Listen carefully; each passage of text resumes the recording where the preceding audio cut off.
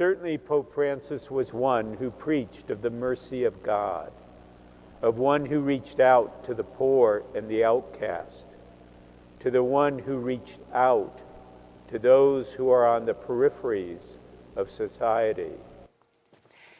Today, mourners gathered in Denver and all around the world to commemorate the life of Pope Francis, a man who's being remembered by many for his humility, his devotion to the needy, and willingness to continuously defy expectations. What are expectations for the Pope anyway? It's a lot.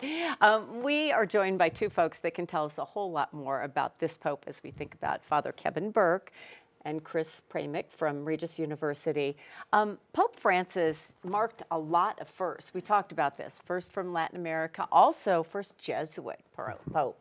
For those that don't fully understand that, the Jesuits are so devoted to education and service. I mean, what difference did he make? So I can speak to that as a Jesuit and as a vice president at Regis University. Pope Francis was formed by the spirituality of the Jesuits. So the Jesuits are a religious order within the Catholic Church. We happen to have been founded in the 16th century, 1540. There are older orders, the Franciscans, the Dominicans, or even going way back, the Benedictines and the monastic movement. And so he's formed by the specific spirituality of that. And yes, it's true, much of our work as Jesuits is missionary. It's outreach to people on the margins, and it's education. In this country, I mean, besides Regis here in Denver, there are 27 universities and colleges just in the United States, more than 200 worldwide. Yeah, when you think about that and the idea, I mean, the Pope, sometimes we think of Catholicism as just the United States. You serve the world. You serve the world. You are that global leader for the world. So he did a lot of things. He anointed women to higher roles in the Vatican. That was considered like, oh, wow. He talked a little bit more about progressive views. What difference do you think that made? I think, you know, as Kevin said, his formation as a Jesuit, but also in Latin America, among the poorest of the poor. He had, from the very beginning, a humility about him that I think touched people worldwide, a deep concern for the poor, for suffering of creation. So his environmental teachings have been very important in leading the way for Christians and Catholics around the world to take that issue very seriously as part of their faith. I know my students look up to him deeply for his witness around the environment and around his love for creation in particular. Isn't that interesting? When you think about young people, that's the future, right? That's the future. We often don't think an 88-year-old can have such an impact on young people, but they do. Yes. And when you talk about migrants, he said a lot of things that impacted where the rest of our world was. When we were driving over, Chris was reminding me that his very first trip outside of Rome was to the island of Lampedusa in the Mediterranean, which is one of the landing spots for migrants fleeing intense poverty or war on the continent of Africa and trying to make their way to Europe. So it'd be something like our southern border.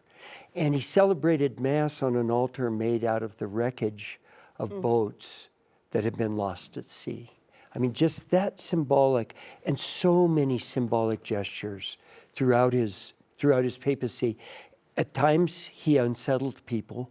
But what I find really interesting is when you get beyond the kind of the infighting that we might experience here in the United States, you look at him as a global leader. Yes. You look at the way he is seen by the Jewish community, by the Muslim leaders, by people of all kinds of religions, but especially, and this would be the through line, it's the poor and those on the marginalized. It's like he sees me. Children, he sees me. I can't imagine how everyone is grieving, the world is grieving, but how they remember him too. And so we are going to hopefully tap into you again as they choose the next pope. But I think you really captured what he was. I mean, in turbulent times, whether you are faithful or not, you got to believe in something. And this was definitely what he gave them. Yeah, if I could close, I would just say he believed in the faith that's in everyone. He tapped into that. And he knew that even, I mean, he had a good friend who was an avowed atheist all his life. But Pope Francis would say, my friend, was someone who believed in his own way. And, you know, he just trusted people to be who they were. And he listened for something more in every person's witness.